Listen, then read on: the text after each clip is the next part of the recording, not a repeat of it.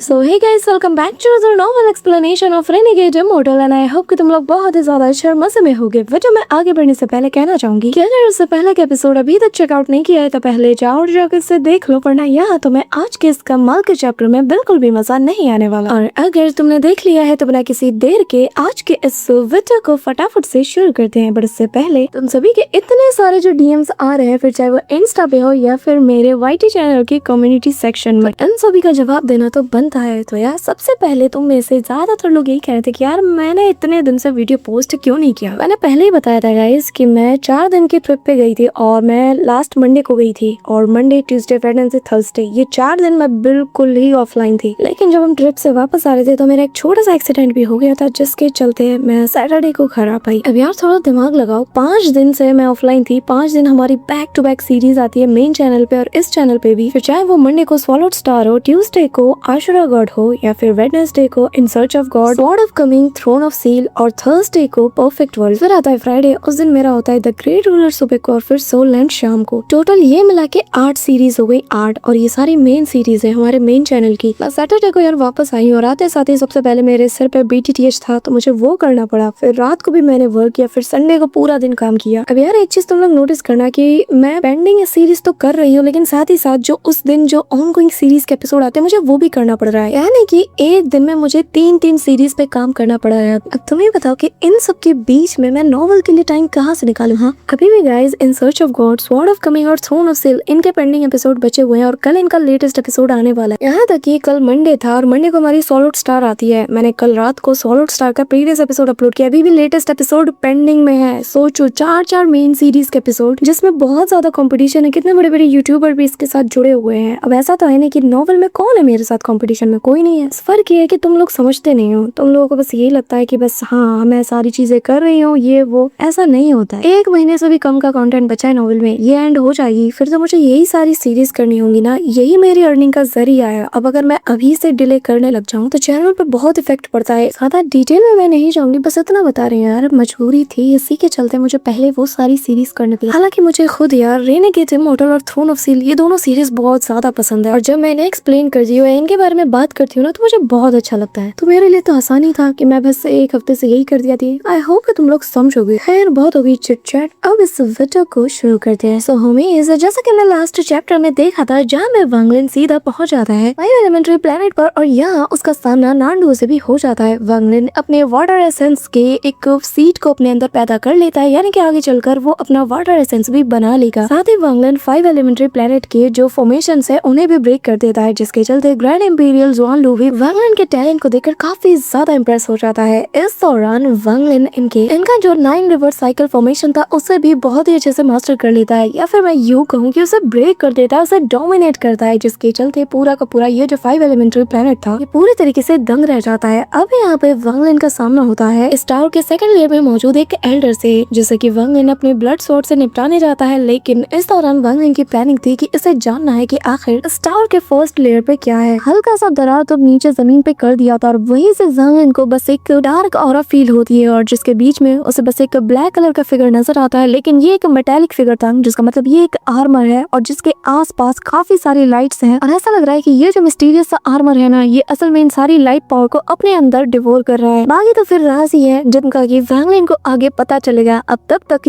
ये जो बंदा था जो कि पहले वांगलिन को यहाँ से फेंकने में लगा था ना, अब वो यहाँ पे से पकड़ लेता है और उस टावर से जैसी बाहर अपीयर होता है, सबके सब रिस्पेक्ट के साथ सीनियर एंड सिस्टर, ब्रदर, माँ कह के रिस्पेक्ट देते हैं। और वो जो बंदा था ना यिन फेंग, वो यहाँ पर इसे अंकल कह के रिस्पेक्ट देता है और तभी ये बंदा वांगलिन के ब्लड स्वॉर्ड को उससे स्नैच कर लेता है और कहने लगता है कि अब तो यहाँ से मरने वाला है, बस 1 कदम और बढ़ा और मैं तुझे और तेरे क्लैन को दोनों को यहाँ पे मिटा के रख दूंगा। तभी यहाँ पे वांगलिन हंसता है, इसका किलिंग इंटेंट जागता है और तभी वो कहने लगता है अच्छा ऐसी बात है तो कान खोल के तुम भी सुन लो, अगर तुमने अगले 3 सांसों तक मुझे वो स्वॉर्ड नहीं लौटाया ना तो मैं तुम्हें तो क्या तुम्हारे साथ साथ इस पूरे के पूरे प्लेनेट को डिस्ट्रॉय कर दूंगा। तुम भी देख लेना कि मैं क्या कर सकता हूँ। ये कहते हुए वांगलिन यहाँ पर नीदर बीस्ट को बाहर निकालता है, यानी कि हेवनली दा, और उसकी जो बड़ी बड़ी आंखें हैं ना वो यहाँ उसके पीछे फियर होती है, जिसे देखकर सभी के रोंगटे खड़े हो जाते हैं। और ये जो ओल्ड मैन माँ है ना, ये अच्छे से जानता है कि वांगलिन पूरी तैयारी करके आया होगा, तो वो यहाँ पर कोई भी रिस्क नहीं लेता, चुपचाप स्वॉर्ड लौटा देता है। जिसके बाद वांगलिन कहता है कि हाँ और अगली बार अपनी हद में रहना। वांगलिन को जो जाना था वांगलिन वो जान चुका था और यहाँ से पलक झपकते काफी दूर निकल जाता है। और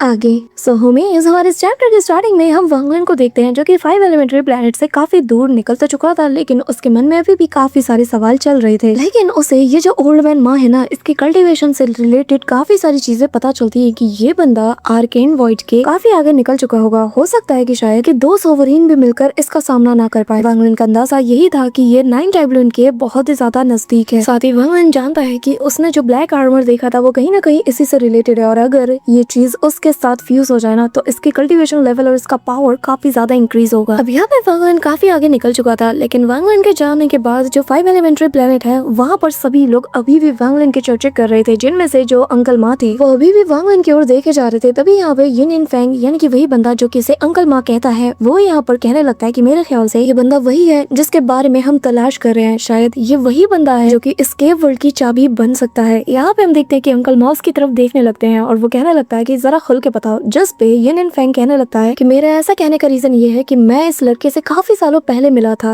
और जब मैं इससे मिला था तो तब ये इतना ज्यादा कुछ खास नहीं था, लेकिन आज हमने देख लिया कि इसके पास क्या है, हेवनली दाव, जो कि असल में इस पूरे के पूरे केव वर्ल्ड की जान है, और वो इस हेवनली दाव को कंट्रोल कर रहा है बिल्कुल अपने किसी पेट की तरह। ये कोई मामूली बात नहीं हो सकती, ये बहुत ही ज्यादा कमाल का है। लेकिन शायद इसने एक चीज में गलती कर दी, और वो ये कि इसने हमें कमजोर रखा है। इसे शायद आइडिया भी नहीं कि हमें हेवनली दाव के बारे में कितना कुछ पता है। और जहाँ तक मैंने ऑब्जर्व किया है मुझे यही पता चला है कि ये अभी पूरी तरीके से फ्यूज नहीं हुआ है, यानी कि हेवनली दाव के जो 2 हिस्से थे उनमें से इसने दोनों को मिला तो लिया, लेकिन अभी भी कहीं ना कहीं इसका एक छोटा सा पार्ट को या फिर इसका कोई बहुत ही इंपॉर्टेंट सा पार्ट मुझे इसमें मिसिंग दिखा है। लेकिन हाँ, मैं इतना जानता हूँ कि इसका इरादा हमसे पंगा लेने का तो बिल्कुल भी नहीं था। ये बस यहाँ पर हमारे बारे में शायद कोई इंटेल निकालने के लिए आया था। जिसमें अंकल माँ कहने लगते हैं कि तुम्हारे कहने का मतलब ये है कि वो हमारे बारे में पता लगाने आया था। जिस पे वो स्माइल करता है, कहता है कि हाँ बिल्कुल, ताकि आगे चलकर वो कुछ भी प्लान करे तो वो हमारे अकॉर्डिंग ही प्लान करे और हम उसके प्लान में बाधा ना डाल पाए। यहाँ पे ये लोग और भी बातें कर ही रहे होते हैं कि तभी यहाँ पर स्पेस में एक बहुत ही टेरिफाइंग फ्लक्चुएशन होता है। तभी ग्रैंड इंपीरियल ज़ोन लू की आवाज सभी को सुनाई देती है। वो कहता है कि तुम लोगों की इतनी औकात हो गई कि तुम हमें बारबेरियंस कहो, हाँ हमारे जैसे एंशिएंट क्लैन वालों को लगता है कि गुई सेक्ट अपनी औकात भूल चुका है। हाँ, अब तभी जैसे ही आवाज हर किसी के कान में जाती है ना, सबका गला सूखने लगता है और सभी लोग हैरानी के साथ बस एक टक फ्रीज होके ऊपर की ओर देखते हैं। तभी यहाँ पे हम देखते हैं कि चारों तरफ तेज बिजलियां कड़कने लगती है और ऐसा डिवाइन फिगर इनके सामने अपीयर होता है कि जिसके आने से ही पूरा का पूरा एरिया जैसे थम जाता है। अब यहाँ पर जिस बंदे ने ये बात बोली थी ना, यानी कि वही थर्ड एल्डर,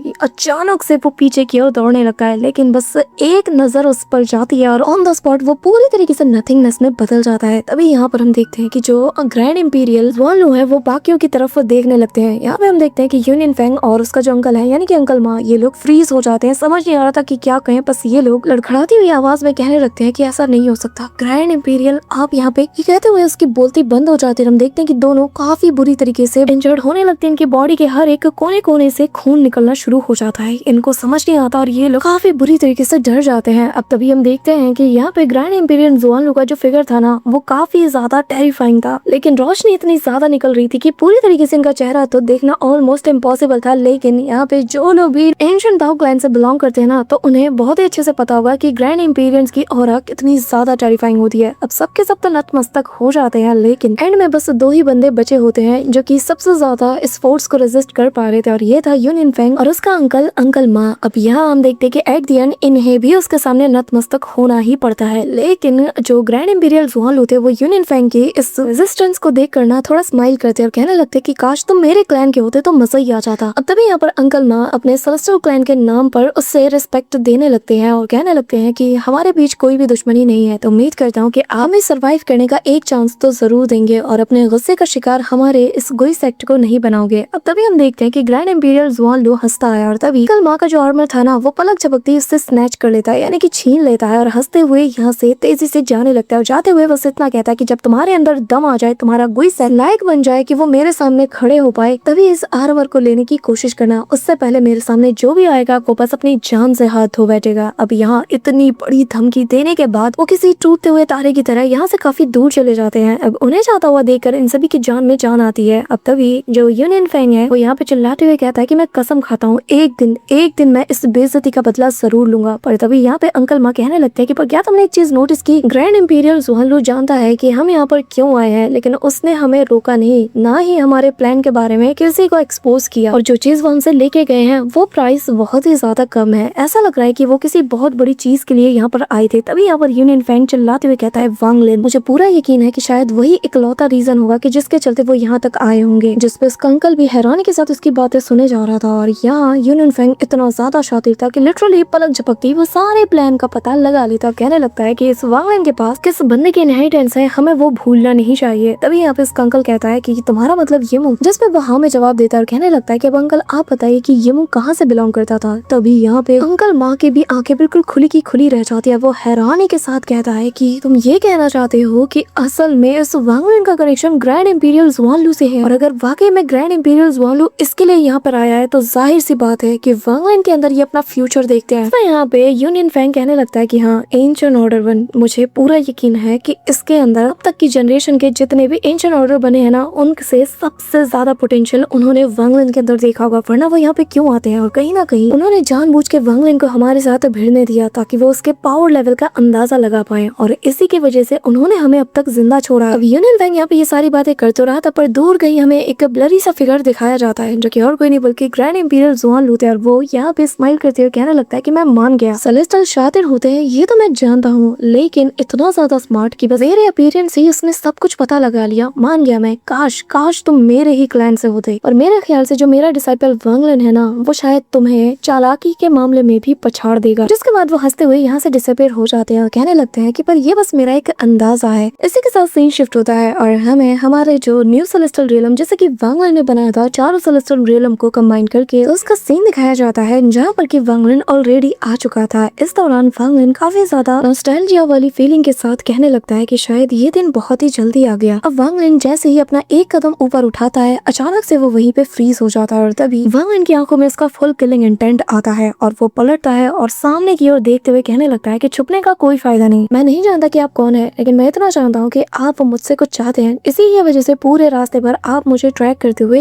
यहाँ तक आ गए हैं, लेकिन इसके आगे मेरे अपने रहते हैं और मैं यहाँ पर मेरे अपनों के अलावा किसी को अंदर जाने की इजाजत नहीं देता। तो बेहतर यही होगा कि चुपचाप मेरे सामने आ जाओ। यहाँ पे हम देखते हैं कि ग्रैंड इंपीरियल जुआनलू जैसे कि कोई भी डिस्कवर नहीं कर सकता जब तक कि वो ना चाहे। यहाँ पर जो वांग लिन उसकी ऑरा को डिस्कवर कर लेता है ना, तो एक पल के लिए वो भी स्पीचलेस हो जाता है। अब वांग लिन अचानक से यहाँ पर हैंड साइन बनाने लगता है और अगले ही पल एक एक करके उसके सामने उसके सातों एसेंस अपीयर होने लगते हैं। अब तभी वांग लिन कहने लगता है कि मैं 3 तक गिनूंगा, अगर तुम यहाँ मेरे सामने नहीं आए तो मैं तुम्हें खींच के बाहर निकालूंगा। इंपीरियल जुआनलू यहाँ पे स्माइल करते हैं क्योंकि वांग लिन की इस एक्टिंग में तो वो भी फंस गए थे। हालांकि वांग लिन ने उनको डिस्कवर नहीं किया था, ये तो बस वांग लिन नाटक कर रहा था, क्योंकि जब वांग लिन यहाँ पर अपने 7 एसेंस को कास्ट कर रहा था ना, तो उसकी निगाहें एक जगह पर टिकी नहीं थी। और ऐसा तभी होता है जब आपको पता नहीं हो कि आपके दुश्मन की लोकेशन क्या है। यहाँ पे वांग लिन के इस चालाकी को देख कर ना वो वांग लिन से बहुत ज्यादा इम्प्रेस हो चुका था और यहाँ पे मन ही मन हंसते हुए कहने लगता है कि मान गया मैं तुम्हें, सच में तुम्हारे अंदर वो सारी क्वालिटीज है जो कि मेरे डिसाइपल में होनी चाहिए। इस लेवल की अवेयरनेस बहुत ही कम लोगों में देखने को मिलती है। यहाँ पे बेसिकली वांग लिन जो है वो इसलिए नाटक कर रहा था क्योंकि वांग लिन को इस बात का डर था कि कहीं कोई इसका पीछा करते हुए उसके सेलेस्टियल रियलम का पता ना लगा ले, और यहाँ उसके अपने रहते हैं तो कोई भी उनके जरिए से वांग लिन को बुली कर सकता है। जैसा कि हमें पता है कि वांग लिन उन लोगों की केयर बहुत ज्यादा करता है जिन्होंने कि वांग लिन के लिए कभी थोड़ी सी भी चीज की हो। यहाँ पे हम देखते हैं कि वांग लिन अपने एसेंसेस को एक्टिवेट करने के बाद उन्हें ऐसे ही जाने नहीं देता बल्कि उनसे एक बैरियर को भी बना देता है। अब तभी वो आगे तो बढ़ जाता है, लेकिन ग्रैंड इंपीरियल जुआनलू वांग लिन की तरफ ही देखे जा रहे थे और बिना खुद को रिवील किए कहने लगते हैं कि टैलेंट, पोटेंशियल, दिमाग, अवेयरनेस सब कुछ है तुम्हारे अंदर सिवाय एक चीज के, और अगर वो चीज तुम्हारे अंदर होती है ना तो मैं बिना एक सवाल किए बिना किसी गुंजाइश के मान जाऊंगा कि तुम ही वो चोजन वन हो जो कि मेरा डिसाइपल बनेगा। लेकिन जिन लोगों को मैं चूज करता हूँ ना उनमें टैलेंट, पोटेंशियल इन सबको मैं मैटर नहीं देता, लेकिन जो भी मेरा डिसाइपल होगा उसमें इतनी ज्यादा अवेयरनेस हो कि वो अपने फैमिली की सबसे ज्यादा केयर करता है। अगर वांग लिन सच में तुम वही चोजन वन होगे ना तो तुम अपनी फैमिली की सबसे ज्यादा केयर करोगे। इससे फर्क नहीं पड़ता कि वो कोई लड़की हो या लड़का हो या फिर कोई और, बस तुम्हें रिलेशनशिप को ज्यादा इंपॉर्टेंस देना है और यही चीज मैं अपने डिसाइपल्स में देखना चाहता हूँ। अब देखने वाली बात ये होगी कि क्या तुम उस लहजे में खरे उतरते हो या नहीं। अब तभी हम वांग लिन को देखते हैं जिसका पीछा करते हुए यहाँ पे ग्रैंड इंपीरियल जुआनलू भी उसके अंदर पहुंच जाता है। वांग लिन सीधा अपने छोटे से कमरे में जाकर अपने पास से उसी कॉफिन को बाहर निकालकर एक टक वानियर को देखने लगता है। अचानक से उसकी आंखों से एक बूंद टपकने लगता है और ये वानियर के फेस के ऊपर गिरता है, पर वांग लिन उसे साफ करते हुए कहने लगता है कि वानियर, आज वो दिन है जब मैं और तुम मिले थे, याद है ना तुम्हें, ये वही दिन था। ये कहते हुए वांग लिन और ज्यादा इमोशनल हो जाता है और फिर वो कहने लगता है कि मैं चाहे मौत के मुंह पे भी क्यों ना हूँ, लेकिन आज का दिन मैं कभी भी नहीं भूल सकता। था, भले ही मैं अपने वजूद को भूल जाऊं, लेकिन मैं इस दिन को कैसे भूल सकता हूँ कि जिस दिन मुझे मेरी वानियर मिली थी। माफ करना कि तुम्हारा वांगलन इतना ज्यादा कमजोर है कि वो तुम्हें अब तक जगा नहीं पाया, लेकिन मैं वादा करता हूँ कि मैं हर हाल में तुम्हें बहुत ही जल्द अपने पास वापस ले आऊंगा। अब बस कुछ ही दिन बचे हैं, जिसके बाद मेरे लिए रास्ते आसान हो जाएंगे और मैं इमॉर्टल एंसेस्ट्रल लैंड में जाकर सारी मिस्ट्रीज का पता लगा लूंगा और मुझे वो रास्ता भी मिल जाएगा कि जिसके जरिए से मैं तुम्हें जिंदा कर पाऊँ। हालांकि मुझे ये अपॉर्चुनिटी पहले मिली थी, लेकिन कोई है वानियर जो कि नहीं चाहता कि मैं और तुम एक हो। अगर तुम्हारा फेट सोल मुझे मिल जाता तो मेरे लिए रास्ता और ज्यादा आसान हो जाता, लेकिन मुझे तो वो तक नहीं मिला। हाल के लिए वांगलन यहाँ अपने आसपास एक बैरियर को बना देता है और ये चीज उसने अपने उस घोंसले सील के जरिए से किया था। इसी के साथ वांगलन यहाँ पर वानियर को टच करता है, यानी कि उसके फोरहेड को, और अब ड्रीम दाउ स्पेल को यूज करके वांगलन उसी पल को जीने के लिए वापस से वक्त में पीछे जाता है जब वो पहली बार वानियर से मिला था। अब भी यहाँ पे दूर से ग्रैंड इंपीरियल ज्वालो जब ये सारा नजारा देखते हैं ना, इनके हैंड साइन और घोंसले सील को देखकर वो ऑलरेडी समझ आते हैं कि ये असल में ड्रीम दाउ स्पेल के जरिए से वक्त में पीछे जा रहा है और कहीं ना कहीं वो वांगलन और इस लेडी यानी कि वानियर का रिलेशनशिप समझ चुके थे और अब इसे वांगलन को और अच्छे से जानना था। हालांकि वो मन में माफी मांगते हुए कहता है कि वांगलन, मैं जो कर रहा हूँ मुझे वो नहीं करना चाहिए, लेकिन अगर मैं तुम्हें अपना डिसाइपल बनाना चाहता हूँ तो मुझे तुम्हारी जो अंदर की फीलिंग्स है उन्हें समझना ही होगा और इसीलिए कहीं ना कहीं तुम्हारी ये जो फीलिंग्स है मुझे इसका हिस्सा बनना पड़ रहा है। अब तभी हम देखते हैं कि अचानक से एक रे ऑफ लाइट वांगलन के डिवाइन सेंस के साथ जाके फ्यूज हो जाती है, यानी कि ग्रैंड इंपीरियल ज़ुआनलू भी वांगलन और वानियर के पास्ट को देखने वाली है ड्रीम दाउ स्पेल के जरिए से। अब जैसे जैसे ड्रीम दाउ स्पेल कास्ट होने लगता है, वांगलन यहाँ पर इमोशनल होते हुए उससे माफी मांगता है और कहने लगता है कि शायद तुम्हें इस बात से एतराज ना हो, लेकिन कहीं ना कहीं मुझे ये चीज अभी भी सही नहीं लगती कि मैं तुम्हारी जगह किसी को दे रहा हूँ। मैं लिकियान में से प्यार नहीं करता, लेकिन उसके जो एहसान है ना मेरे ऊपर, मैं उन्हें कभी भी डिनाई नहीं कर सकता। और कहीं ना कहीं वानियर, इंसान बनना मैंने तुमसे सीखा है, प्यार क्या होता है ये मुझे तुमसे एहसास हुआ है और कियान में कभी भी तुम्हारी जगह लेना भी नहीं चाहती, लेकिन मेरे पास और कोई रास्ता नहीं था कि मैं उसके इस एहसान को चुका पाऊँ। लेकिन मेरी वानियर, एक बात याद रखना, तुम्हारा वांगलन सिर्फ तुम्हारा है। अब यहाँ पे हम देखते हैं कि वांगलन अपना फोरहेड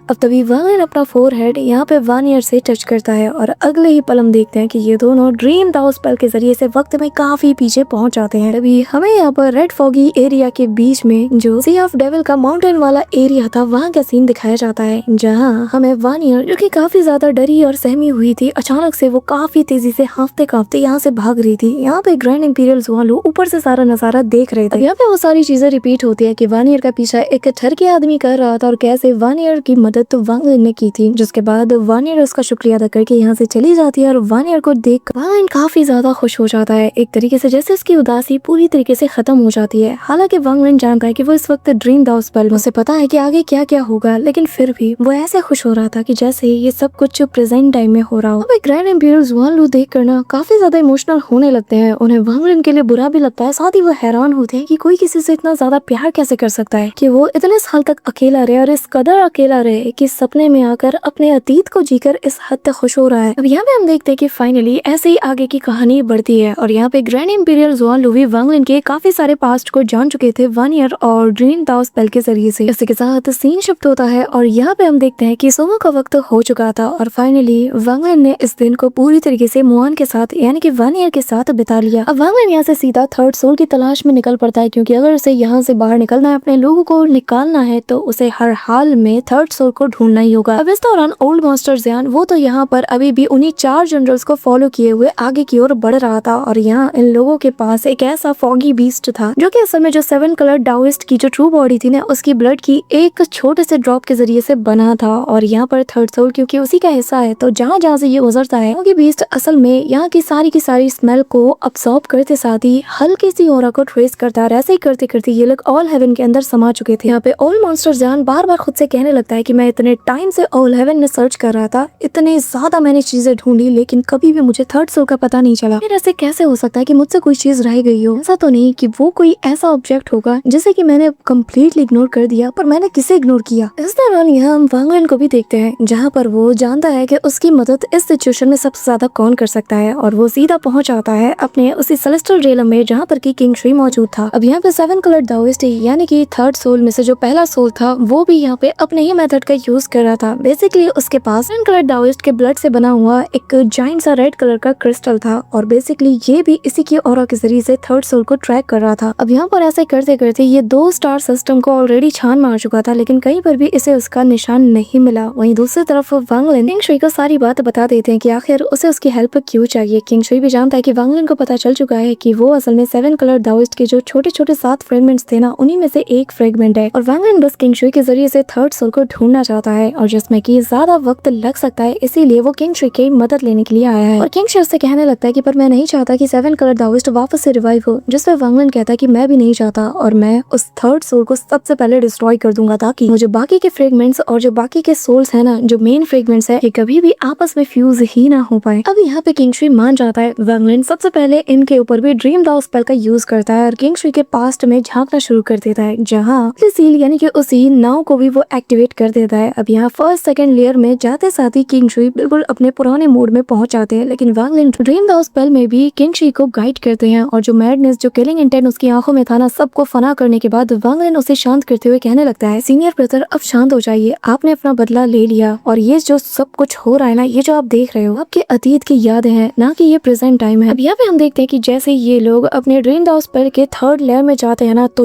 यहाँ पे किंग शुई वांग लिन के साथ वक्त में उसी जगह पे पहुंच जाता है जहाँ पर कि वो गेट मौजूद था और जिसके अंदर से वो जो बिग अपॉर्चुनिटी यानी कि लियोन डाओ फे आया था और इसका सामना आते साथ ही हेवनली डाओ से हो गया था और फिर कैसे उसने उसे डिवोर्ट किया, ये सारी चीजें किंग शुई भी देखता है। अब यहाँ पे वांग लिन क्योंकि ये सारे सीन को ऑलरेडी देख चुका है, लेकिन इस बार उसने किंग शुई को भी यूज किया था, तो यहाँ पर किंग शुई खुद भी जबकि एक 7 फ्रेगमेंट का हिस्सा है, तो कुछ चीजें वांग लिन को बहुत ही साफ नजर आती है। जैसे कि जब 7 कलर दाओइस्ट के 3 पार्ट्स हुए थे ना सोल के, तो इस दौरान वो जो 7 फ्रेगमेंट्स बने थे छोटे छोटे, इनके 7 हिस्से बनते साथ ही यहाँ पर ये अलग अलग डायरेक्शन में डिवाइड भी हो जाते हैं और कहीं ना कहीं ये लोग रीइंकार्नेशन साइकिल की ओर बढ़ने लगते हैं और 7 अलग अलग फ्रेगमेंट, 7 अलग अलग ऑरा, 7 अलग अलग कटर के साथ रीइंकार्नेशन साइकिल की ओर बढ़ती हैं, जिनमें वांग लिन फेमिलियर ऑरा फील कर पाता है। तो इनको सबसे पहले इसके अंदर येलो कलर की लाइट नजर आती है जो कि रीइंकार्नेशन साइकिल की ओर बढ़ रहा था और यहाँ ये जो ऑरेंज था ना, इसके अंदर लक था, एक ऐसा लक जो कि 7 कलर दाओइस्ट से बिलोंग करता है और इसके अंदर जो ऑरा थी वो थी अपनी ग्रीड की। इसी के साथ वांग लिन की नजर रेड कलर के फ्रेगमेंट पे जाती है जिसके अंदर से फुल किलिंग इंटेंट बाहर आ रहा था और जहाँ किलिंग इंटेंट हो वहाँ स्लॉटर ना हो, ऐसा हो ही कैसे सकता है। यहाँ पे हम देखते हैं कि उसी रेड कलर के मिस्टिक